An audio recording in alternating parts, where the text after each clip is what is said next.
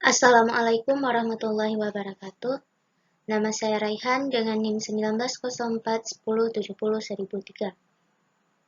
Adapun tujuan saya membuat video ini yaitu untuk mempresentasikan short proposal yang ditugaskan pada mata kuliah Metodologi Penelitian yang diampu oleh Bapak Muhammad Yanis, SSI, MSI. Adapun judul penelitian saya yaitu penentuan hipocenter gempa bumi menggunakan metode Geiger. Pada penelitian ini saya dibantu oleh dua pembimbing, salah satunya yaitu pembimbing dari Prodi Teknik Geofisika yaitu Bapak Irwandi SSI MSI PhD, dan satunya lagi yaitu salah satu staf Badan Meteorologi, Klimatologi, dan Geofisika Stasiun Geofisika kelas 3 Aceh Besar yaitu Bapak Zainal Abidin Al-Atas SST. Adapun yang melatar belakangi penelitian ini adalah gempa bumi merupakan suatu peristiwa alam yang biasanya ditandai dengan bergetarnya permukaan tanah dikarenakan adanya pelepasan energi yang terjadi secara tiba-tiba akibat pecahnya massa batuan di lapisan kerak bumi. Kepulauan Indonesia sendiri merupakan salah satu daerah yang rawan akan bencana gempa bumi tektonik dan juga letusan gunung api.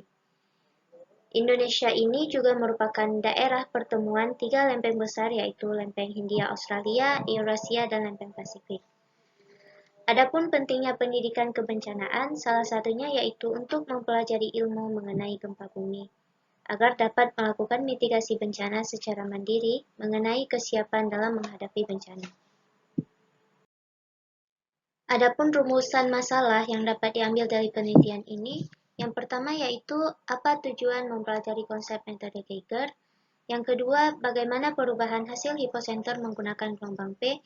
Yang ketiga, bagaimana perubahan hasil hipocenter gempa bumi menggunakan gabungan gelombang P dan juga gelombang S. Adapun tujuan penelitian ini, yaitu yang pertama untuk mempelajari konsep metode Geiger, yang kedua untuk mengetahui bagaimana perubahan hasil hipocenter menggunakan gelombang P, dan yang ketiga untuk mengetahui bagaimana perubahan hasil hipocenter gempa bumi menggunakan gabungan gelombang P dan juga gelombang S. Kemudian data dan model yang saya gunakan dalam penelitian ini yaitu sebagai berikut.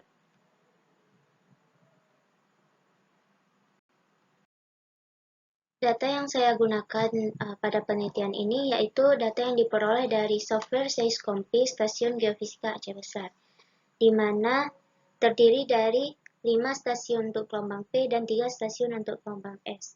Dalam penelitian ini menggunakan waktu tiba gelombang P dan waktu tiba gelombang S, di mana pada tiap data tersebut terdapat koordinat dan stasiun-stasiun yang terkait, baik kedalaman gempa bumi serta waktu tiba gempa bumi ke setiap stasiun yang ada.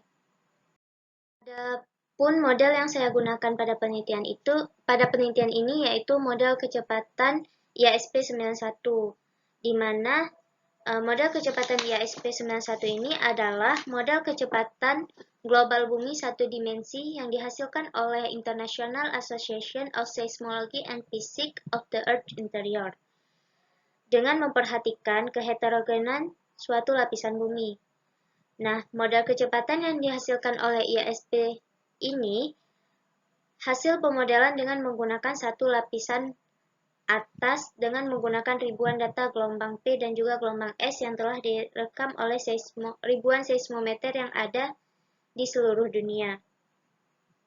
Nah, penentuan hipocenter gempa bumi menggunakan metode Geiger ini diasumsikan bahwa bumi bersifat homogen dan mengasumsikan VP atau velocity rata-rata yaitu sebesar 5,8 sesuai kedalaman gempa yang diperoleh dari tabel IASP 91. Nah, dalam penelitian ini hanya menggunakan satu lapisan atas saja dikarenakan posisi pusat gempa buminya itu dangkal.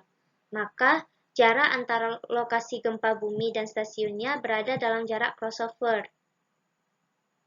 di mana jarak crossover tersebut adalah jarak gelombang bias dan gelombang langsung adalah sama dengan waktu jalar gelombang bias. Jarak crossover itu yaitu jarak dari kedalaman 1 sampai 20 km. seperti yang ada pada slide gambar model kecepatan gerak bumi IASP 91. Adapun metode yang saya gunakan yaitu metode Geiger.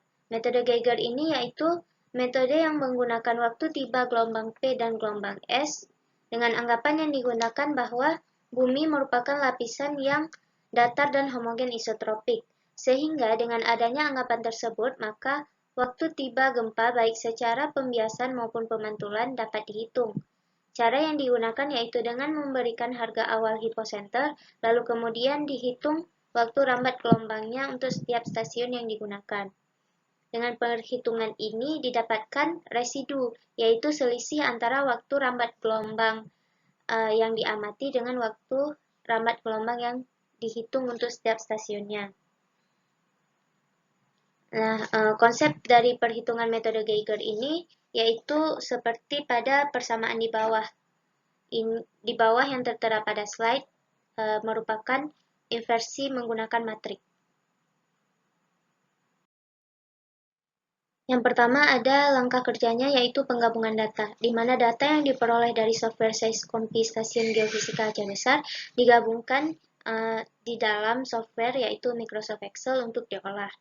Kemudian pengolahan data ini menggunakan persamaan-persamaan yang ada pada metode Geiger.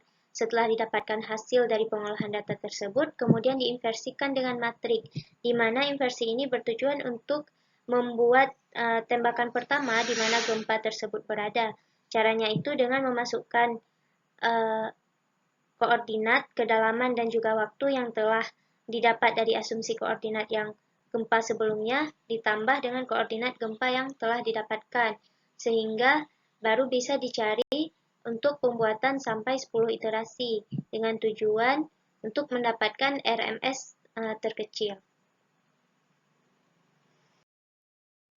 Nah, adapun perhitungan yang digunakan pada metode Geiger adalah sebagai berikut. Perhitungan atau persamaan-persamaan yang digunakan untuk menghitung hiposenter gempa dengan menggunakan metode Geiger, di mana rumus-rumusnya itu bisa dilihat pada slide yang ini. Baik, demikian presentasi saya. Lebih dan kurangnya saya mohon maaf. Assalamualaikum warahmatullahi wabarakatuh.